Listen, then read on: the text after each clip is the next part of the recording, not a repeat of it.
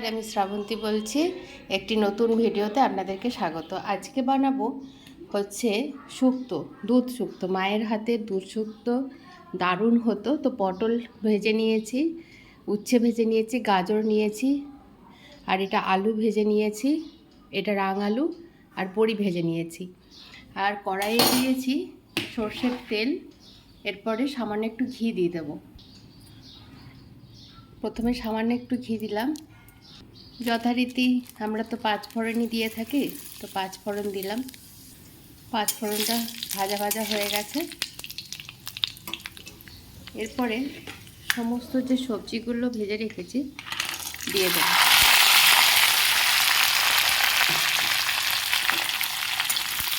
দু মিনিট মতো 5 ফোড়ন যে দিয়েছি তার সাথে ভালো করে নাড়াচাড়া করে নেব।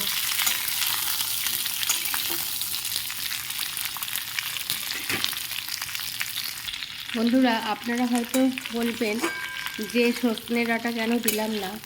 সজনে ডাঁটাটা এই কারণে দিলাম না, আমার সজনে ডাঁটা অত ভালোও লাগে না, আর আনাও হয়নি সজনে ডাঁটা, আর বেগুনটাও আনা হয়নি। তো যা ছিল সেটা দিয়ে খেতে ইচ্ছা করলো, তাই দুধ শুক্তোটা আজকে বানাবোই ভেবেছি, তাই জন্য বানালাম। তো এটা আমার ভাজা হয়ে গেছে। এর মধ্যে একটু গরম জল দেব, সামান্য অল্প পরিমাণে, এবারে অল্প পরিমাণ জল দেব।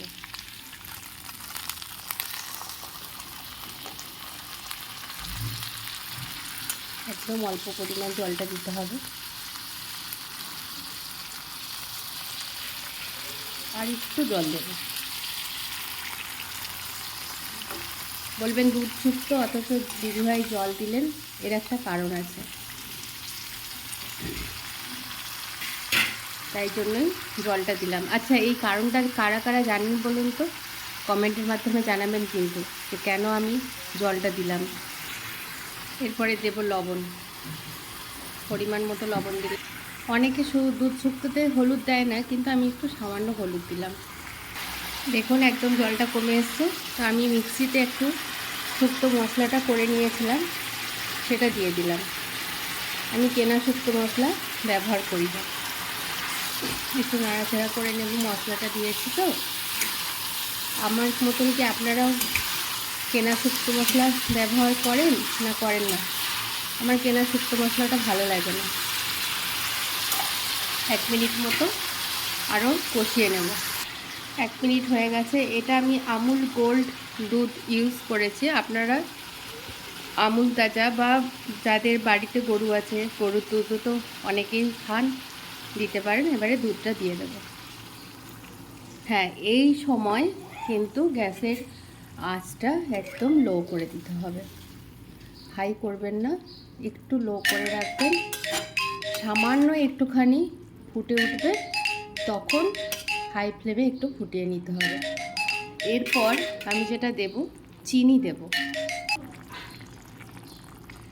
সামান্য চিনি দিলাম। শুক্তো আমার একটু মিষ্টি মিষ্টি না হলে ভালো লাগে না। সো সবাই ভালো থাকবেন, সুস্থ থাকবেন, সাবধানে থাকবেন। আমার এই দুধ শুক্তোটা ঠিকঠাক প্রসেসটা হলো কি না সেটা জানাবেন কমেন্টের মাধ্যমে। আপনাদের একটি কমেন্ট আমাকে অনেক অনেক অনুপ্রাণিত করে। তো সবাই ভালো থাকবেন, সুস্থ থাকবেন, সাবধানে থাকবেন। দেখা হচ্ছে নেক্সট ভিডিওতে। টাটা।